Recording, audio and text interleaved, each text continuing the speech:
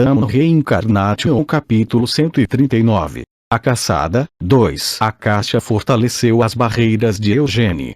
Além disso, Mer não precisava dormir e estava conectada diretamente a Eugênie. Se alguém tentasse interferir ou se infiltrar através da barreira, Mer notaria instantaneamente e notificaria Eugênie. Este fato por si só eliminou a necessidade de manter uma vigília noturna, mas Eugênie seguia rigorosamente as regras em questões como esta. Ele não tinha feito uma fogueira.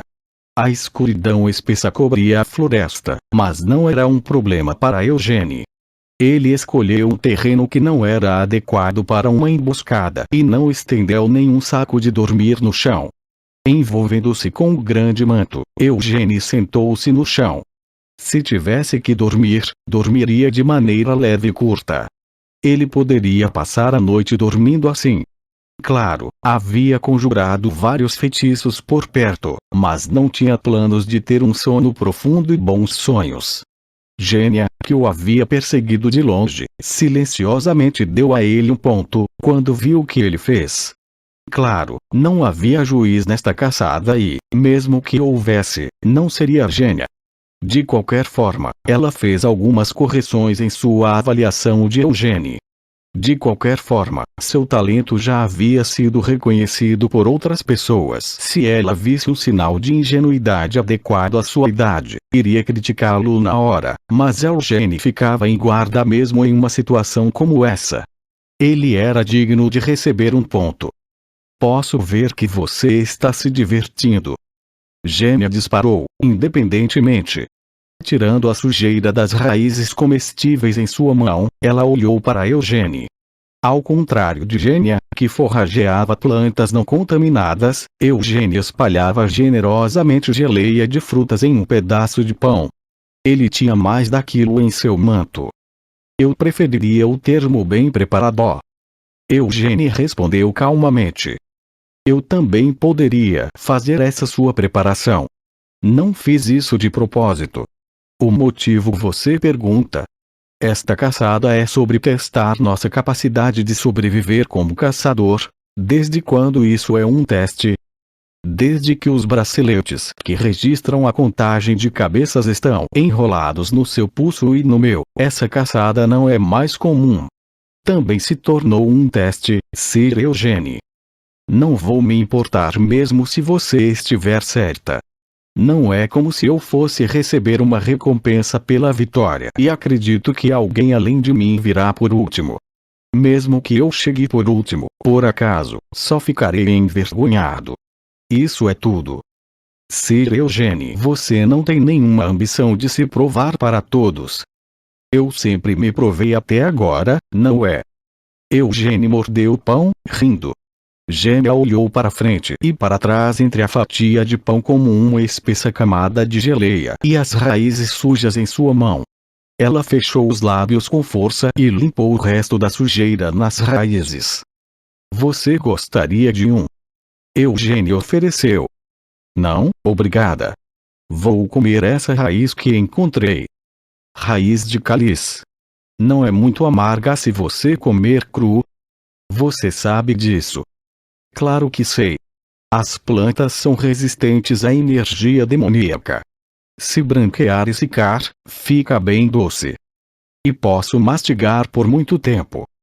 Bem, uma fatia de pão com geleia é melhor do que 10 dessas raízes.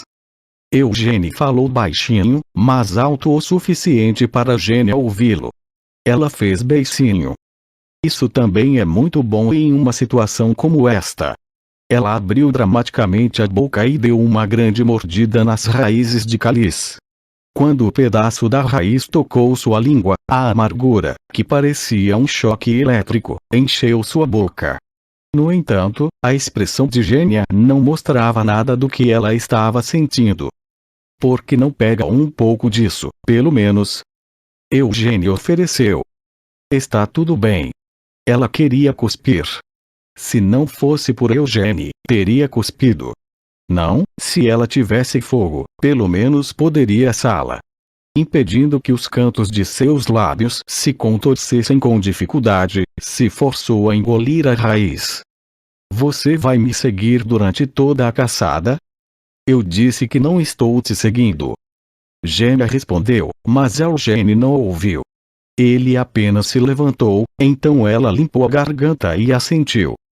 Vou sair depois que terminar de comer. Endireitando o rosto, ela continuou. Embora eu só tenha visto fragmentos, testemunhei sua capacidade, Sir Eugênie. Eu realmente posso entender por que meu pai favorece você. Já que testemunhei sua habilidade com meus próprios olhos, não tenho escolha a não ser reconhecer sua habilidade. Você tem me seguido, porque não tinha reconhecido minha habilidade? Eu só queria ver com meus próprios olhos. Rebateu ela, depois se levantou. E já viu o suficiente. Mesmo se eu pegar mais monstros do que você nesta caçada, você não vai pensar que perdeu, vai? Não.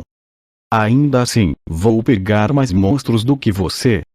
Faça o seu melhor. Eugênie respondeu relaxado.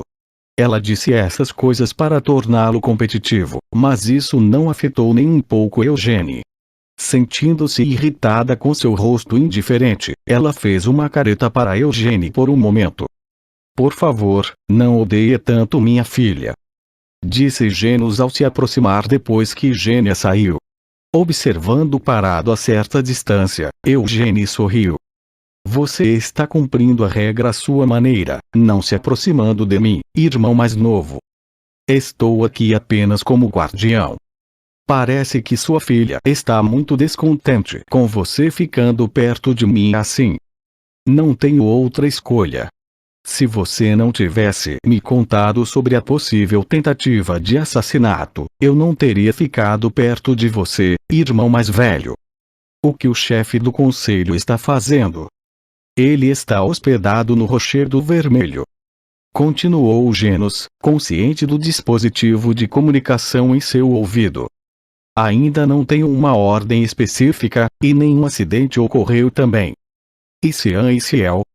Parece que o mestre Cian pretende chegar ao centro da caverna demoníaca, e a senhorita Ciel, sentindo dificuldade de continuar, ele hesitou por um momento. Está seguindo o mestre Evard. Evard? Sim, acho que ela não planejou isso desde o início. Ela encontrou Evard ou viu à distância. Independentemente de qual fosse o caso, ela estava seguindo Evard agora. Sem chance.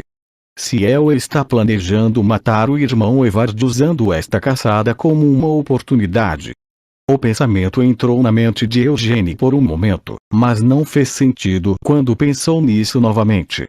Ele sabia que Ciel odiava Evard, mas ela não o odiava o suficiente para realmente matá-lo. Além disso, Ciel não é do tipo que suja as mãos.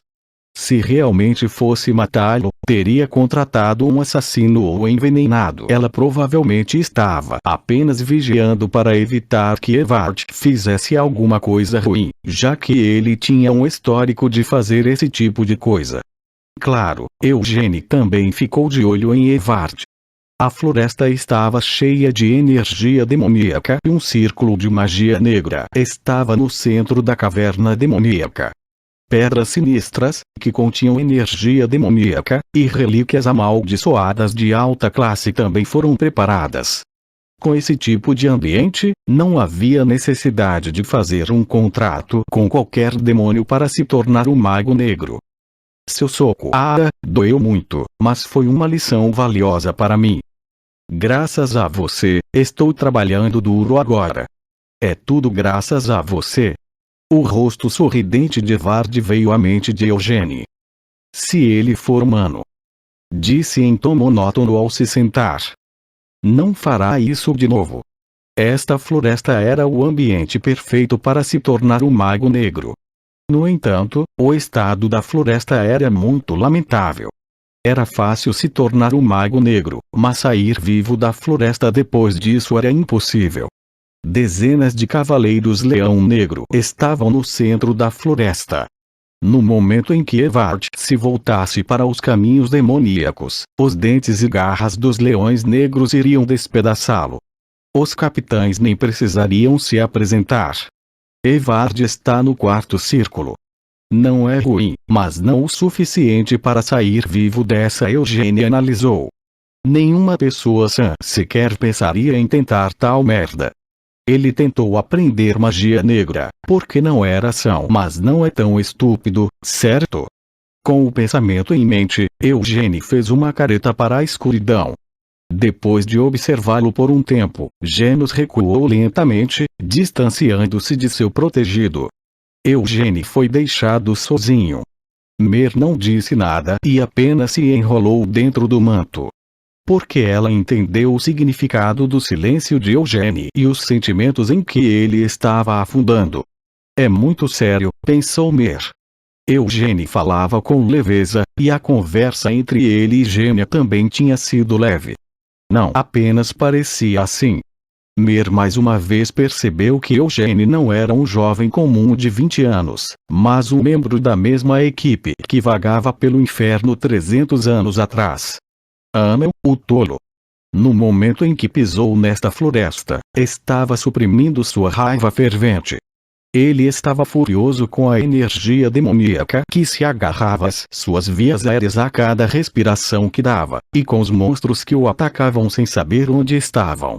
Para ele, tudo neste lugar era um mal intolerável. Ele deveria matá-los neste instante. Só havia uma razão pela qual não o fazia. Ele está se segurando, Mer pensou, fechando os olhos. Dentro do manto das trevas, ela se agachou no meio da escuridão que preenchia o manto. Não havia tremor na escuridão, mas havia um som, o som de um coração batendo. Às vezes, os pensamentos de Eugênia se tornavam vozes e ecoavam dentro do manto. A fórmula de controle familiar gravada dentro da mente de Eugênia fazia-a propriamente de Mer ressoar com as fortes emoções de Eugênia. 300 anos se passaram neste mundo, relembrou Eugênia. Ele considerava cada rei demônio, besta demoníaca e povo demoníaco maligno. Ele tinha visto um mundo onde sua crença estava certa, sobreviveu nesse mundo e vagou para acabar com esse mundo. 300 anos era muito tempo. O bom senso de Eugênia não era comum no mundo atual. Todos viviam de várias maneiras agora. As pessoas assinaram um tratado de paz com o rei demônio. Os magos negros, que deveriam ser o mal absoluto, eram apenas pragmáticos. Os demônios eram tratados como marionetes móveis e eficientes que permitiam que as pessoas treinassem. As pessoas podiam usar demônios como escravos ou contratá-los em uma loja ilegal. Desde que o mundo mudou, Eugênia concluiu que não conseguiria manter o bom senso de 300 anos atrás, então tentou aceitar o novo.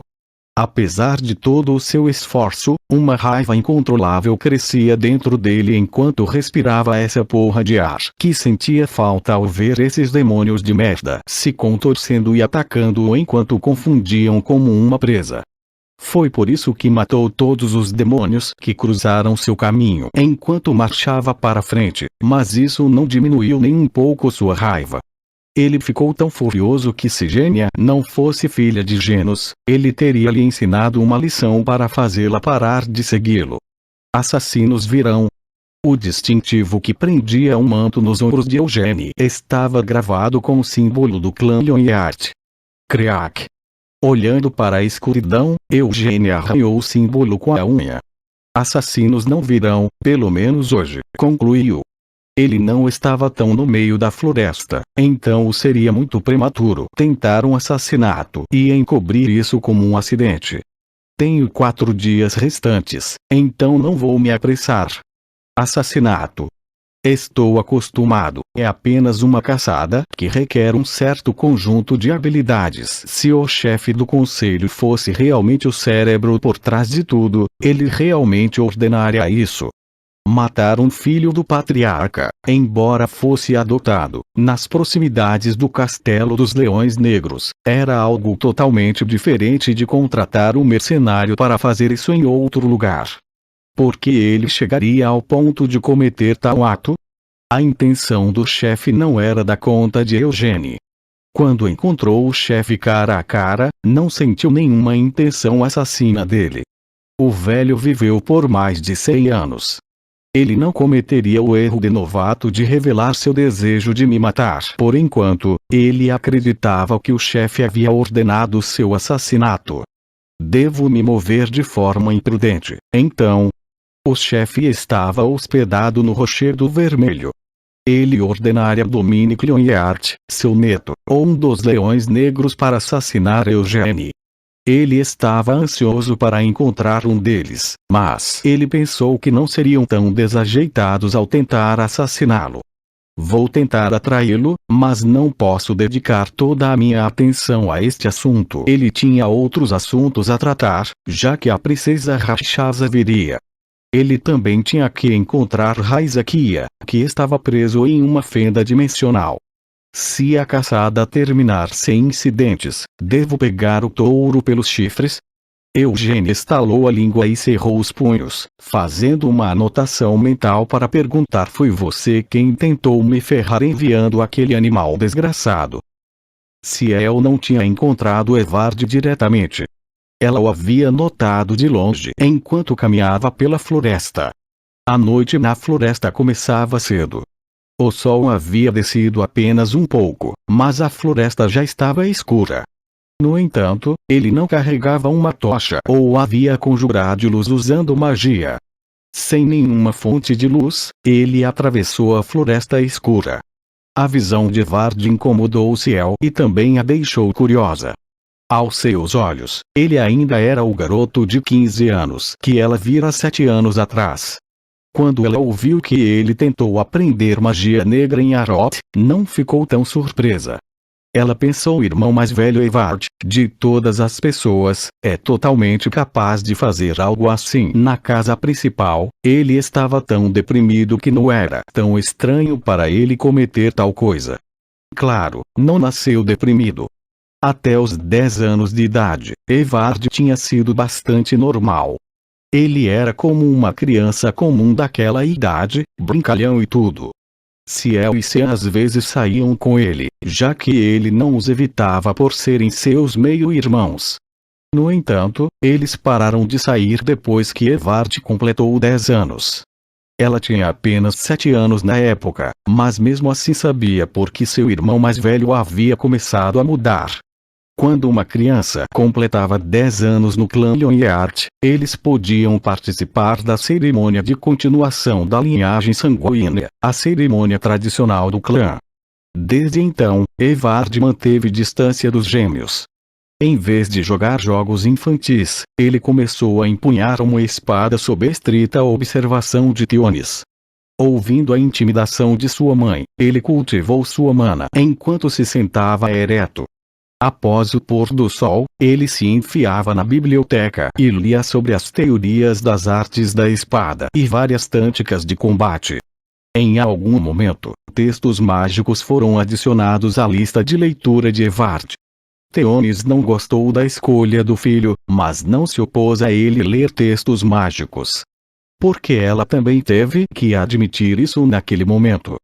Evard Lionheart não tinha talento para artes marciais.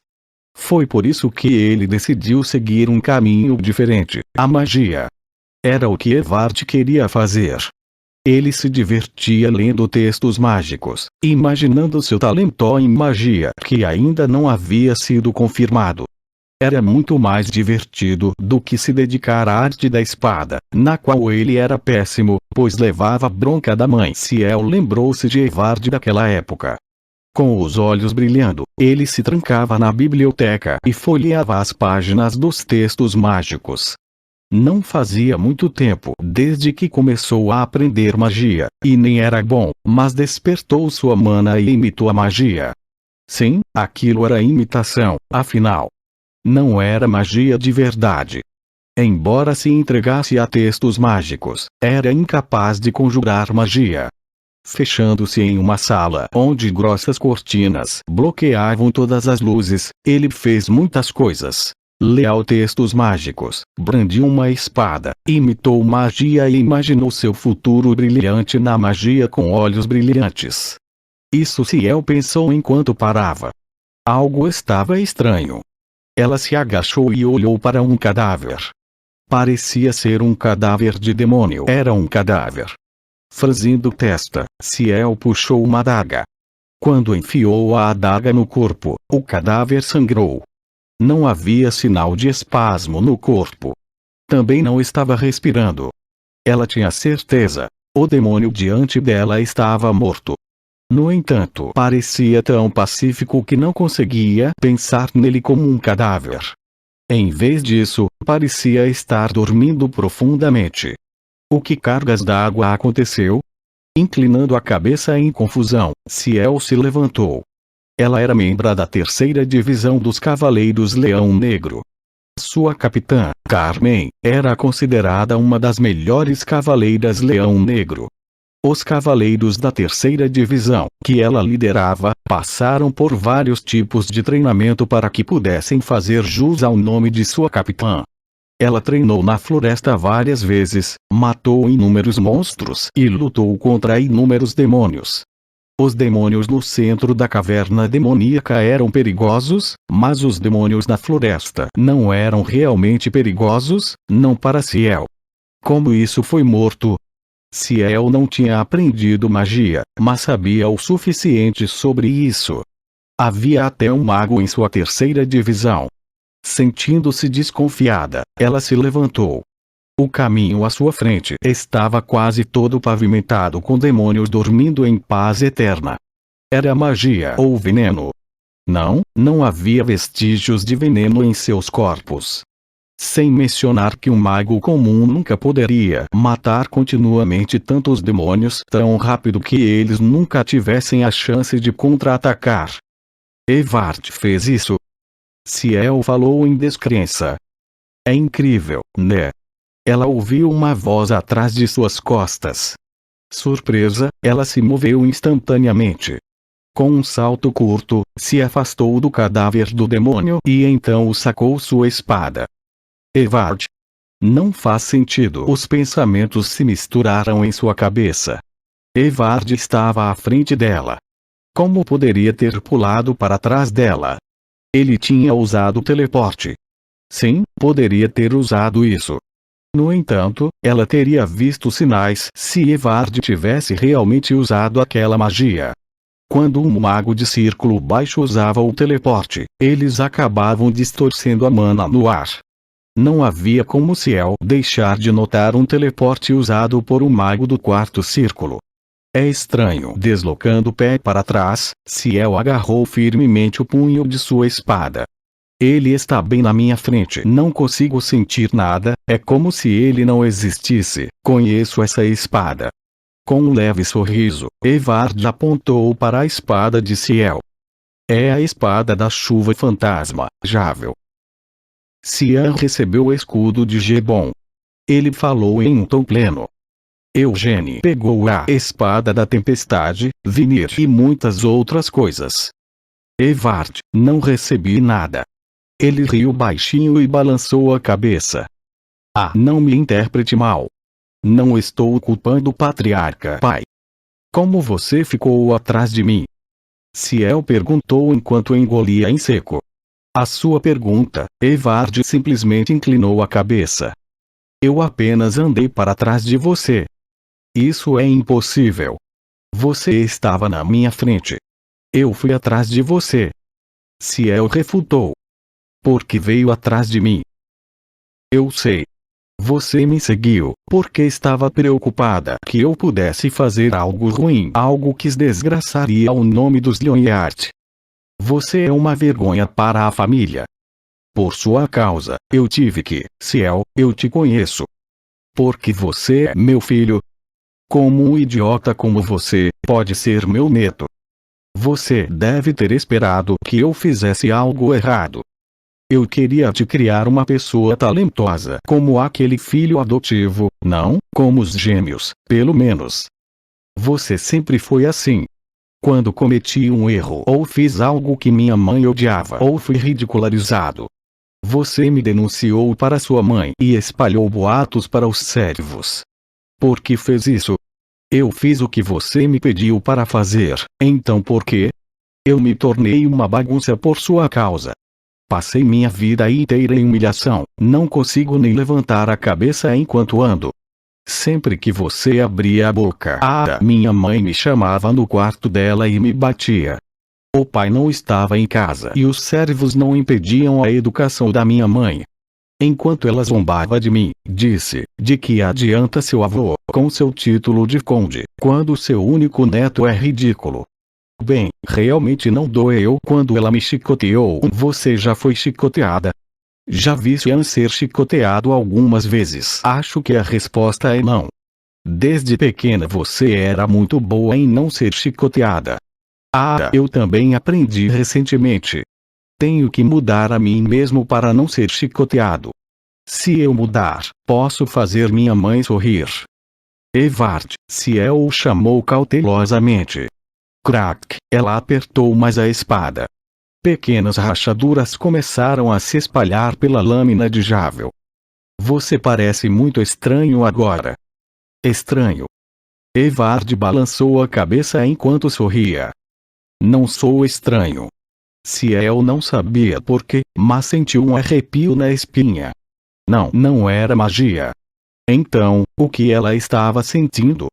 Ele vai fazer isso, ela pensou amargamente. Embora tivesse dificuldade em acreditar. Ele vai me atacar. Evard ia fazer algo realmente estúpido. Evard. Pare. Ciel o chamou novamente com uma voz trêmula. Você estava ansiosa para me ver fazendo algo assim. Evard respondeu em um tom satisfeito. E, a propósito, Ciel. A escuridão na floresta ondulava. Decidi não ouvir as outras pessoas de agora em diante.